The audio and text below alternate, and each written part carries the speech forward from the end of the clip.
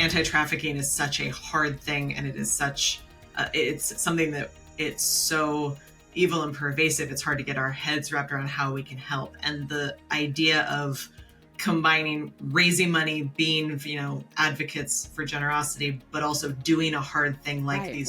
these primarily women and children, humans go through in these circumstances. Well, Merry Christmas Eve on the Generous Girl podcast, our last episode of season 2.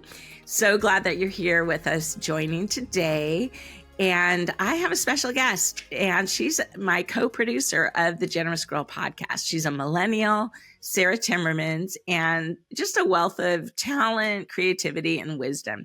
And I know you're going to be so glad that you joined. And we're also going to do a recap of some of our favorite episodes. So stay tuned for the Generous Girl podcast. Welcome to the Generous Girl podcast. Today being Christmas Eve. What a great day. And I have one of my favorite people from our National Christian Foundation California team with me on the podcast. Her name is Sarah Timmermans. She's a normal listener, a millennial listener, but she's also this podcast brand advocate. She makes sure that everything looks amazing with the color scheme and keeps us all in line and on track. And she's amazing. And you're going to love getting to know her. She's a Southern California native. And after 15 years working in nonprofit development, she joined the National Christian Foundation as a director of giver services in 2023. She's also an adjunct professor of English at Vanguard University and married a law enforcement officer just a few years ago. They live in Orange County with their senior cat and a house full of plants. So welcome, Sarah. Thanks, Kim. Fun to be on this side with you. So fun to have you on the podcast. I'm excited for the listeners to get to know you because I have the privilege of working with you. But it'd be great for you to tell everybody a little bit of your story, with this being episode number 41. Yeah, so I had mentioned to you that I love the number 41 before this, and I'm tickled that I get to be on episode 41. Circumstantially, I am 41 years old, so I am an elder millennial, Whoop, whoop. but still a millennial. My husband is not, and he gives me a hard time for it. But hey, millennials, strong with You me. guys rock. So the number 41, this is actually a really good way for me to introduce myself to you, funny enough. So when I was in my late 20s, I moved into a new apartment on my own.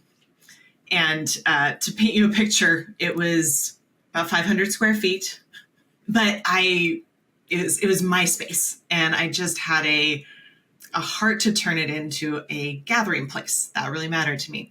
Nice. And so I am not a qualified woodworker, but I decided to build a dining room table. Then my dad came over and helped me reinforce it so it actually stood up, but I built it and did this kind of banquet style nook in the corner, but it sat 8 people. And over the course of the 5 years I lived there, I probably hosted about 150 people for a meal at that table, different combinations of people, all these wonderful gatherings. And I did this as an introvert. I should let you know that about me right now. I was very tired the next day, but also very energized by these gatherings. But hospitality had always been important to me, but it really developed during those years. And the apartment was number 41. And I named it that, and people got to know me by, I'm coming over to number 41 tonight. So, I love that. So fun to be on our 41st episode. So fun. Yeah.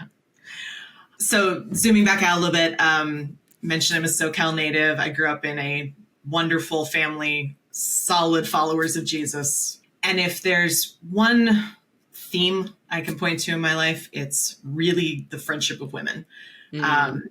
I invest in not just female friendships, but primarily female friendships. I invest in them. I'm vulnerable with them. I'm loyal. And those things kind of come naturally to me. They're built into the way God formed me. But I have taken it for granted in the past. So when I run across women who don't have that experience of friendship and don't really know what they're missing, I grieve that for them. And then I encourage them toward it, because there is so much beauty and safety and I think a reflection of God's heart for community in the ways that women support one another. And that's been one of the joys of my life. The last 5 years of my life have had a ton of changes, just back to back to back, many of them good. But just that kind of the whiplash your brain and your heart get from all the changes at once. And I think it was largely the stability of family and these friendships and the identity and the calling God's spoken over me all my life that have really stabilized me through all of those changes. Sure. So that's kind of my world. Aw. And you got married later in life. So that was a real bedrock and, like you said, source of stability for you, having all the women friendships. And now you introduced your male husband and then it's different. Very different. And then incorporating still these friendships that you're so loyal to of all different ages. Yeah. And I just love how life, Christianity, it's never static. It's always changing. Right. God's always sharpening us just when we think, oh, okay, I've kind of figured this out, or okay, I'm going to coast. No, now here's the next hill to climb or thing he wants us to learn.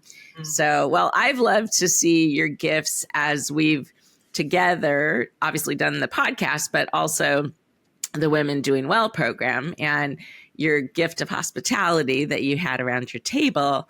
I've seen for any of the women that have attended our beautiful events. So shout out to the Women Doing Well organization. And if you haven't had a chance to go through the training, you can go to womendoingwell.org and easily sign up for the pathway. It's a 12-lesson pathway. Once you've gone through the pathway, you can become a facilitator. So Sarah, among with others who finished in 2024, they're all geared up and ready to sign up as facilitators, which is great because then we can have more people in Southern California, but around the country who are trained and can share this curriculum of figuring out your 2-word purpose statement, your passions, and then your plan for generosity. So it's a fun combo for you and I to get to support one another, complement one another. And it's a real joy, obviously, to do the Generous Girl podcast. So being that today's Christmas Eve and we are at the very end of season 2, which is hard to believe, these episodes come out every 2 weeks, but we thought it would be fun for you listening if we did a little bit of a recap of the year, because we know it's hard to catch every episode. Some of you are super faithful and are able to hear every episode, and that's amazing. But for those of you who aren't able to hear every episode, what we thought would be fun would be to talk about the 5 pillars that we have: the faith, family, fitness, finance, and friendship. And we love all the guests. We love all the episodes, but we just, to simplify things, picked 5 of those episodes and thought we would do a little bit of a deeper dive on one podcast tied to each pillar. And what we'll do right now, starting off, is we'll talk about the pillar of faith. And so, Sarah, I'll turn that over to you, and you can talk about the episode that you want to exemplify for faith. Yeah. So I'll echo Kim. I have enjoyed each and every one of these episodes in very unique. Every story has been unique, obviously. Stories are unique to us, right? But just diving into these stories. And when I thought back to faith, the one that stood out to me was my fellow millennial, Kate Gardner. Yes, love Kate. Right in the middle of the season, if I remember correctly.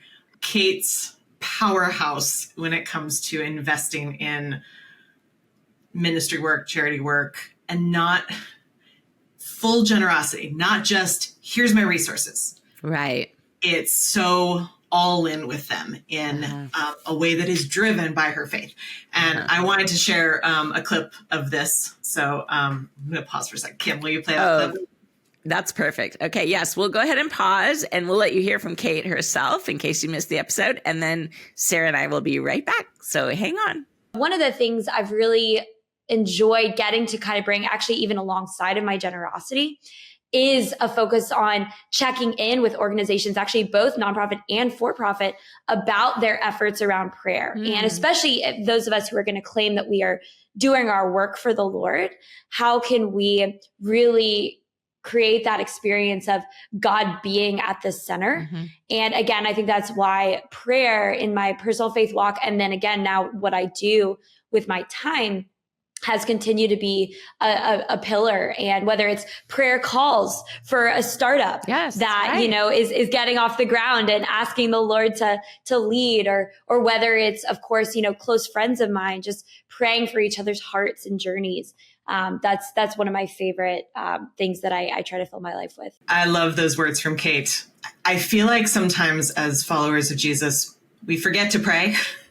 And it's kind of that, yeah, we're in God's will, we're doing God's work, but that we need to ask the person whose power is going to move all of this or not to direct our steps, to bless us, to anoint our steps, all these things. And I love that Kate comes alongside a lot of those kind of frontline gospel workers and calls them into those spaces of prayer and walks with them in that. I just thought that was a really beautiful expression of faith that really encouraged me.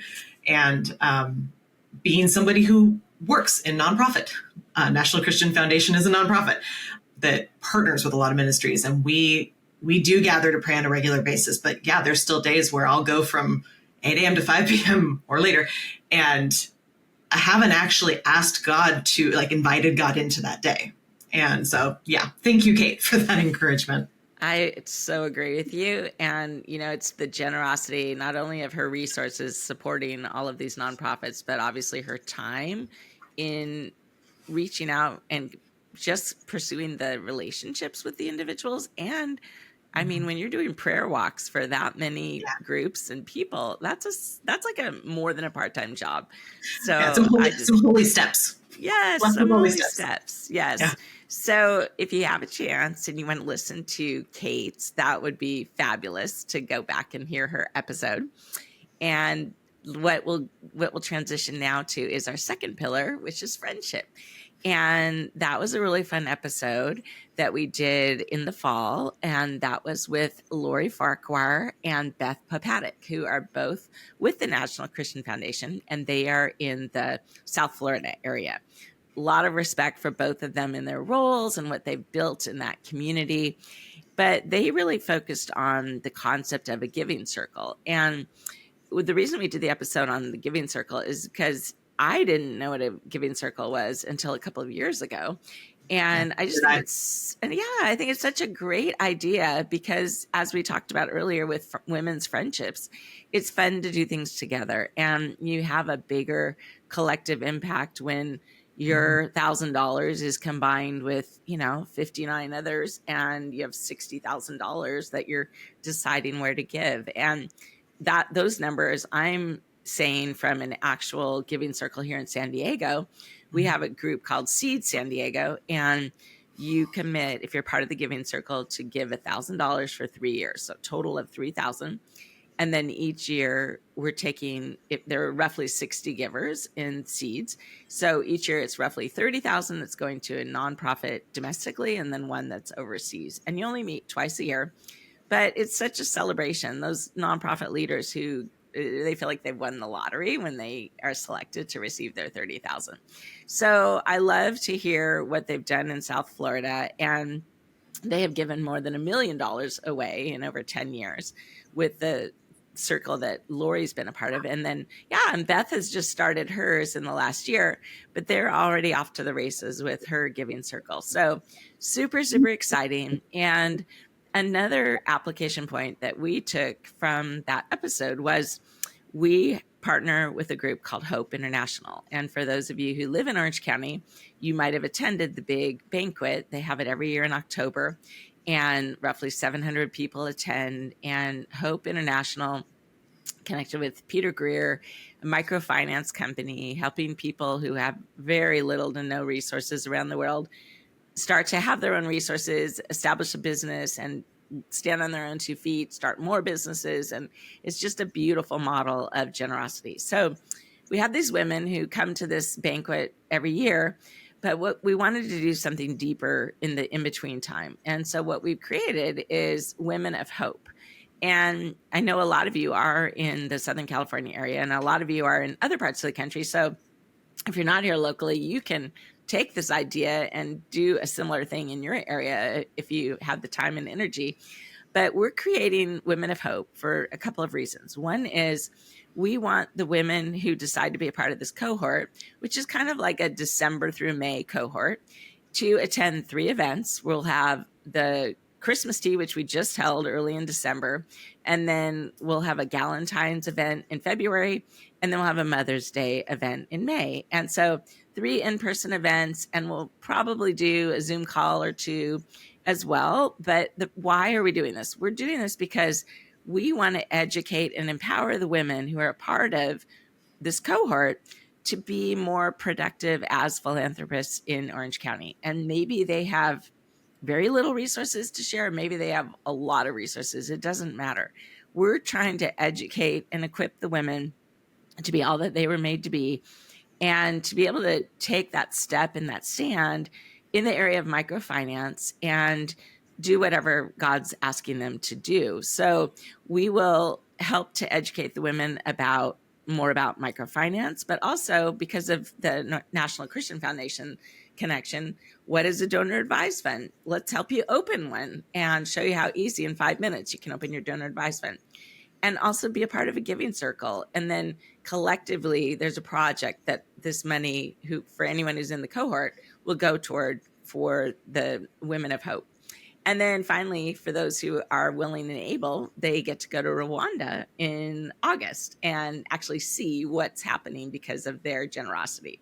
So super excited. And it was really fun to kick this off at the gala this fall. And there are just so many ways to get involved. So I really want to encourage you, if you're going into the holiday season here, the New Year's time, and sometimes it can be wonderful, but sometimes you get on the backside of the holidays and you're looking at an empty beginning of the year going, what am I doing this year? What is my plan? What are my goals? Just know that there are so many ways with philanthropy and generosity to get involved and to have community. You don't need to be alone. There are women that are very passionate about whatever cause you're passionate about, and would really just encourage you to find those women in whatever area that you are in. So that was a really, really fun episode, and I encourage you to listen to that one. So now we'll go to the third pillar. Yes, go ahead. Can I jump in with a thought on friendship? Absolutely. I love that you brought up giving circles on the friendship pillar, because I think friendship is, something general we talk about, but the idea of friendship for generous girls, we don't often have conversations about generosity together. It's not a topic of conversation that comes up a lot. Mm-hmm. So one of the things I've loved most about the last year or so with you is doing these gatherings of women where that's what we're talking about. And we have things to say, we have ideas, we have passion, we have purpose around this, and doing that in friendship circles, whether that's friends you've known your whole life or you met this morning. It's so beautiful to see those conversations develop and feel that togetherness, and giving circles is a great example. And I think it's a model that you can play with. There's a playfulness and a fun to how giving circles come together, why they come together. And so any chance we have to support women who want to play on that, to riff on that idea is just fun. We love it. So true. And if you're scared and feel like I don't have $1,000 to give, I would encourage you, trust God and really believe the premise that it's impossible to outgive him, and he will find a way. So if you want to be generous, I guarantee you he'll make it possible for you to be generous to your local giving circle. Mm-hmm. All right. So let's move on to the third pillar, which is family. And Sarah, why don't you take family? There were so many options here. I have to highlight, though, like the episode that probably connected with, for me, the most was Ash Marsh out of Opelika, Alabama. Yes. And Ash, it was so much about hospitality. And so that's my driving value. So much about the idea of, I thought about you before you got here. That's stuck in my head. Yes. And I go back to it all the time. And I think it's very, the way she described it, it's very much Jesus's heart. And we know from scripture, he's building houses for us in heaven. He's thinking about us before we get there. And the idea of that playing out in the ways that we open doors, we set tables, we make beds, whatever that hospitality looks like. But the way she framed it within the context of her family story, she spoke about her marriage being restored from a place of deep dysfunction, and gave just beautiful credit to God and the ways that he restored that. And then coming out of that season and into what could be in family when there is a drive toward God. I'm going to ask you to share another clip. Yes. Good. I love it. Okay, stay tuned here and you'll get to hear from Ash herself. Here we go. What we found was if we just honestly trusted that God can use us with where we are, then he can use us with where we are. And we became the somewhere people. It's like not anywhere people. We don't want to be anywhere people. Right. And our somewhere is Opelika. And so that's what God put into our heart. And we knew once we recognized that, he started giving us vision for like 75 years, 100 years. What can we do that impacts our children's children's children's children?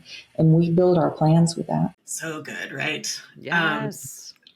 That So that much idea wisdom. of when you open yourself up to dreaming with God together. Kim mentioned I've just been married a couple of years, and I was single for a long time, and I was good at dreaming with God, me and him. I was really good at that. But I'm learning how to be a spouse. I'm learning how to do that in the unity of marriage, and I'm not good at it yet. That's part of my story in this particular season. My husband gently reminded me the other night, I was sharing something about someone we both know and something that time I had spent. And he's like, you kind of represented it as just you. It was us. Like, we support that. I'm like, oh, you're right. we, right. Still shifting that part of my brain. So Totally. that was that episode, especially given that plays into their hospitality, the way they use their home and their spaces and their resources together. That met me in a moment of learning. And yeah, I really appreciated that.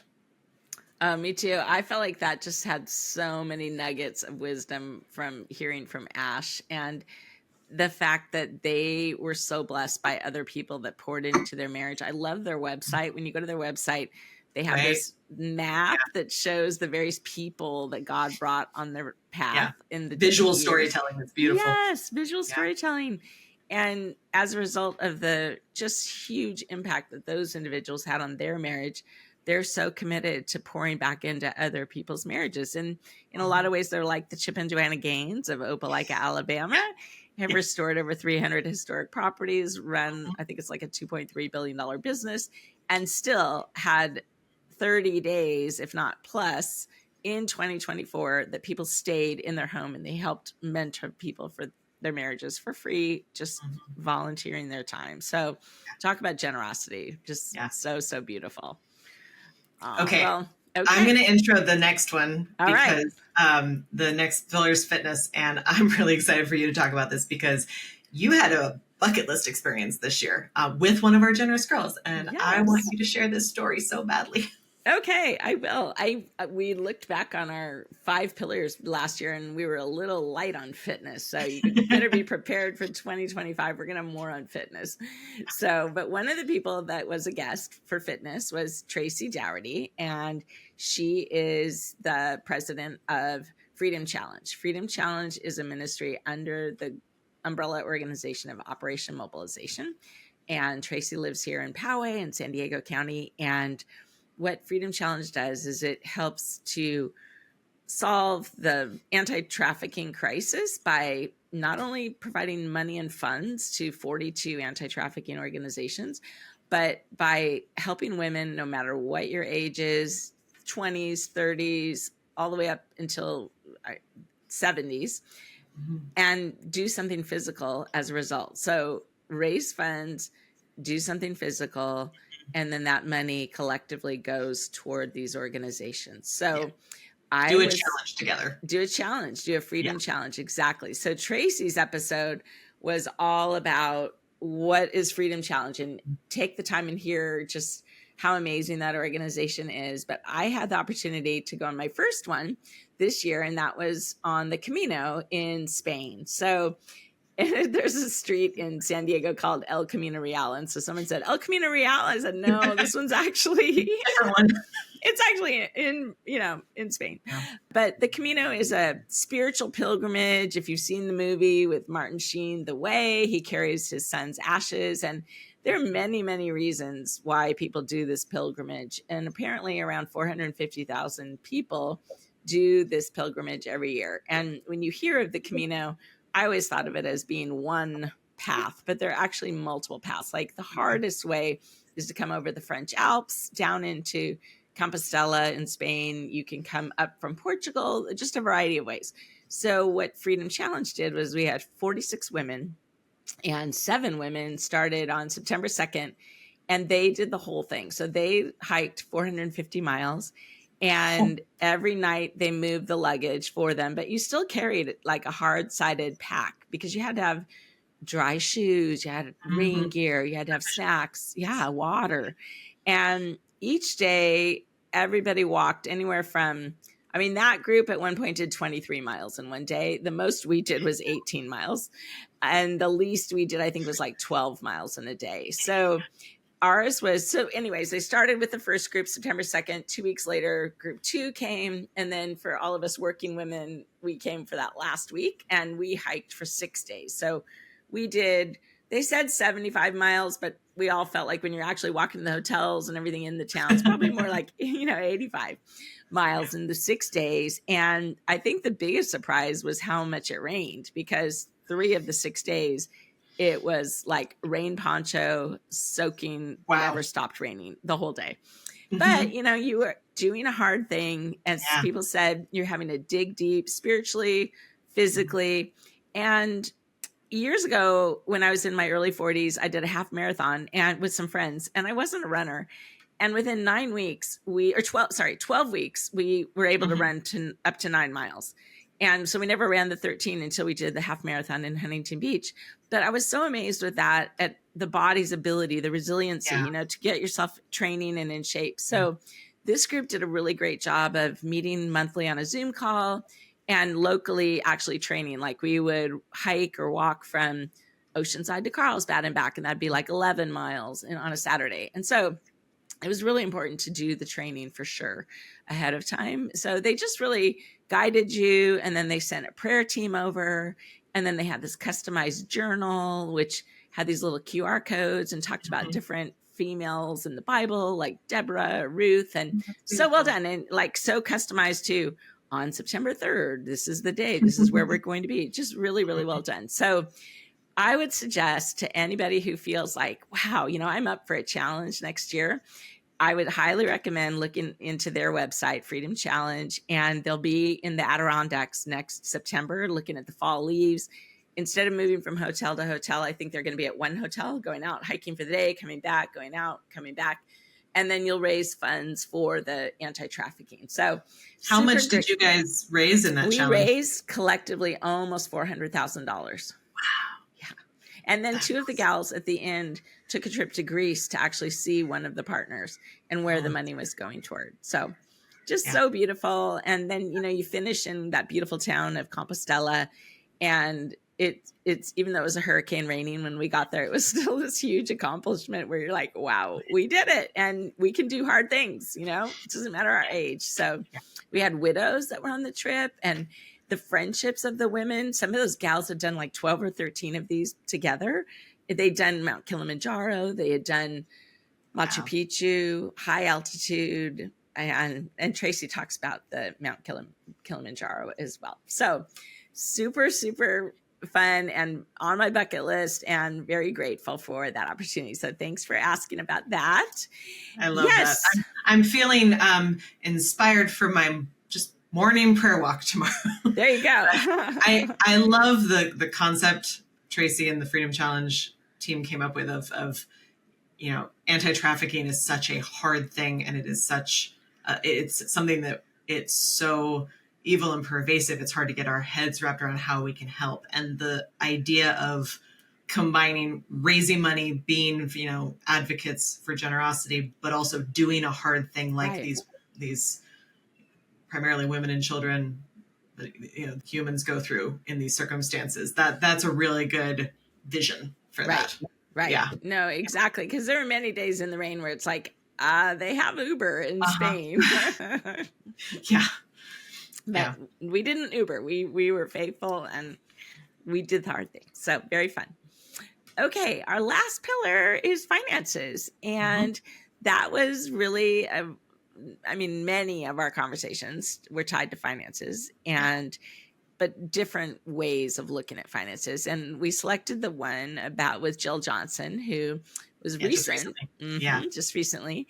And she's with the Women Doing Well group, and found herself needing to give what you call the required minimum distribution out of her IRA, and not really knowing how to go about it. And she had to give this a lot of money within a month's period. So that began her journey of really understanding the power that she has of being generous. And she'd always been very frugal, but always been generous as well. But just kind of in this new season of, okay, Lord, you've entrusted me with these resources. How do you want me to bless the kingdom? And it was just a beautiful story. So really encourage you to listen to her if you haven't heard that episode. Yeah, I really enjoyed it. I as you said, I went through the Women Doing Well pathway this year, which was super impactful. But starting by identifying purpose statement, your passions, but then taking it all the way to plan. It's that idea of what's the action step out of all of that. Right. And one of the things that I've really kind of adopted in my language in the last year or two of working for NCF is asking, what are your plans for generosity? It's a phrase that I use, but it's that, have you thought through it? Have you talked about it with God? What plans have you made for generosity in relationship with the God whose resources you are being given to steward? And turning that question back on me this year of, again, not married for long. So having those conversations with my husband about not just what my purpose and passions are, but what our purpose and passions are, and making those plans together has really been, I'm at the beginning of the journey, but that episode also encouraged that for me. I really like that because, you do think, especially that all of a sudden it's going to be January 1st next week. And what we always think, okay, what's our word for the year? What are my plans? Okay, what are my plans with my financial advisor, my career, my family, vacation, the gym, all the categories. But often you're absolutely right. Generosity is not a category, but it can pervade everything if we want it to, especially when you're looking at it from the definition of time, talents, and treasure.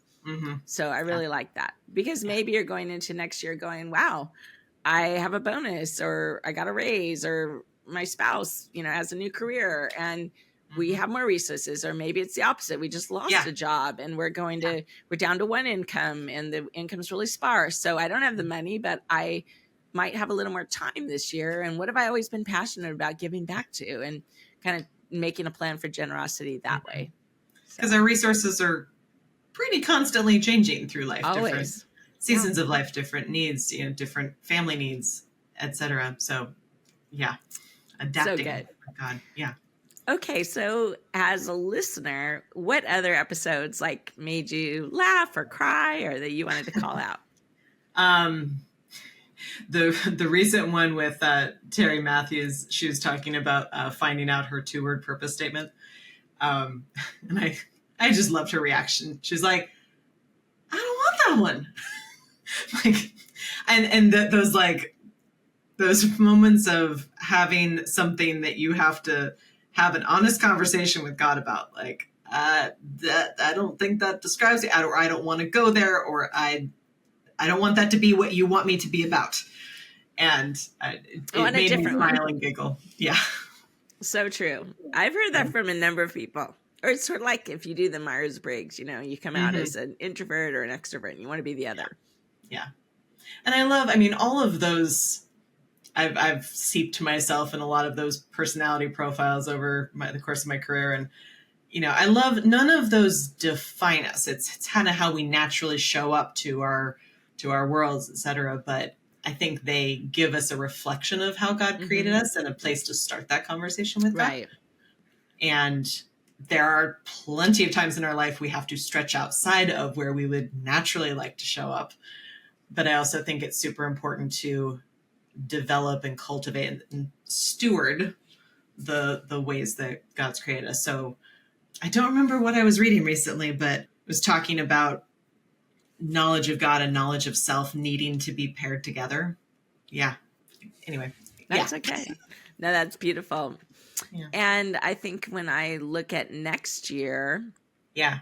a lot of those like shout outs that we just did, we want to dive deeper into those categories, but also, we mentioned like a little more emphasis on fitness, but one of the purposes of this podcast also is really to educate and empower listeners to take the next step. And if the goal at the end of each season is that you are more learned, more wise, more familiar with these terms, giving circle, donor advised fund, charitable giving, all of those things. And then you can make a bigger impact, a bigger splash wherever it is that you live. So we've already got some great guests lined up for next year. You'll hear a great episode about soul care coming up in January. And then Good way to kick it off. Yep. And then do a deeper dive into some of these financial concepts and talking about just estate planning and trusts and then your generosity tied to current day, but then as well as how do you plan for your legacy. So we will be tapping into all of those things. And is there anything else you want to say, Sarah, about like look from the brand side of things, how you've helped to craft the brand of The Generous Girl? I love all the bright colors. They make me happy when I stare at them on my screen. I think there is a joy that pervades these episodes.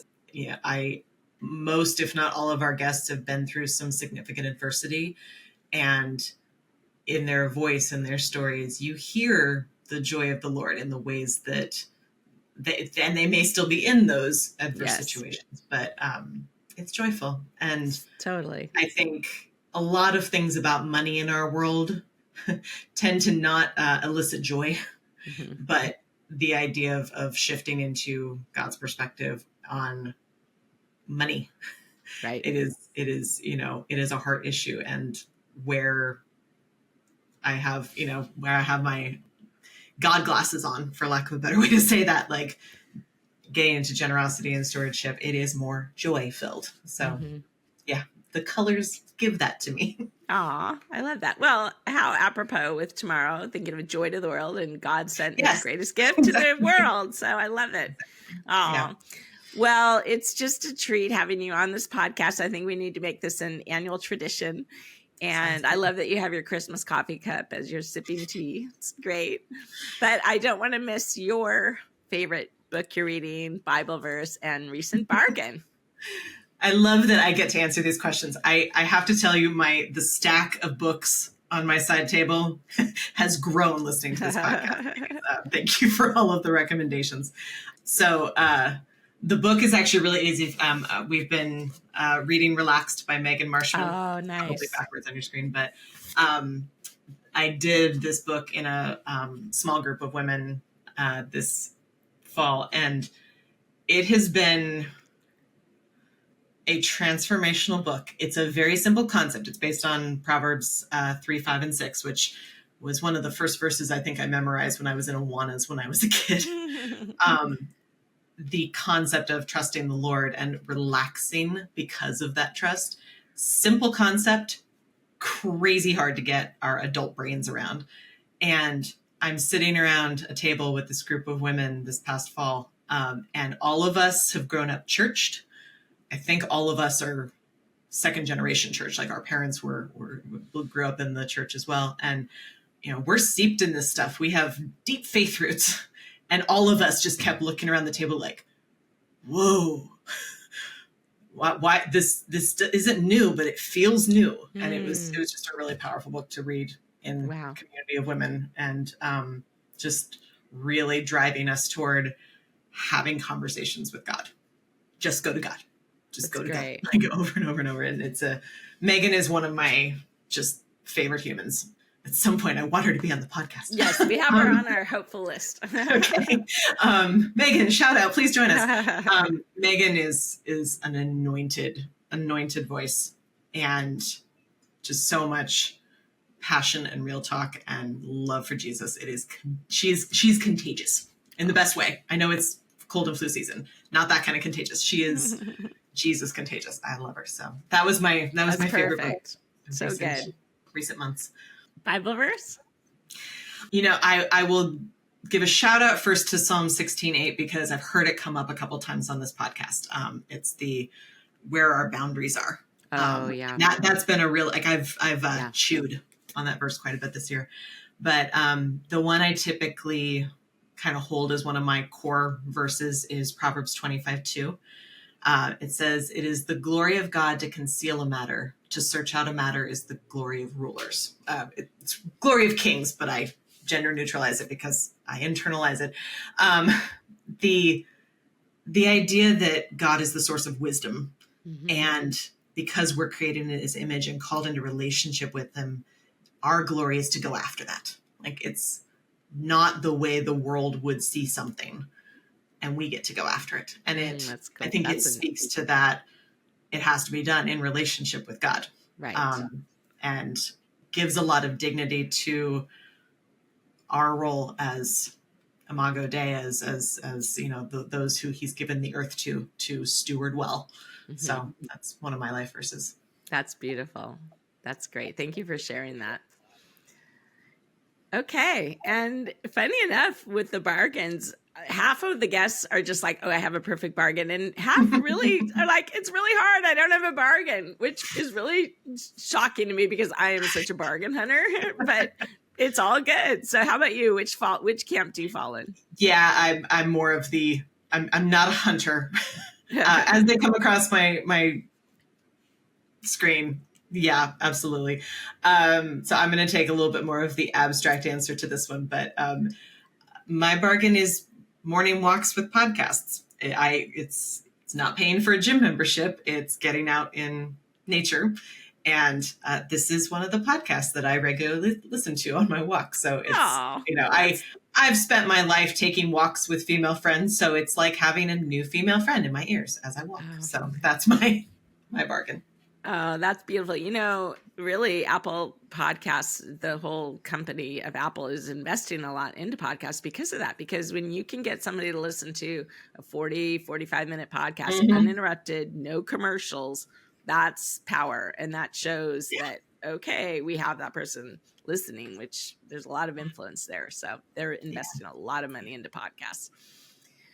Well, such a treat having you on the podcast. So Merry Christmas to you and to all the Generous Girl listeners. And I would love, Sarah, for you to pray us all out for just a wonderful Christmas and a happy New Year. And then we'll join everybody in 2025 with season 3.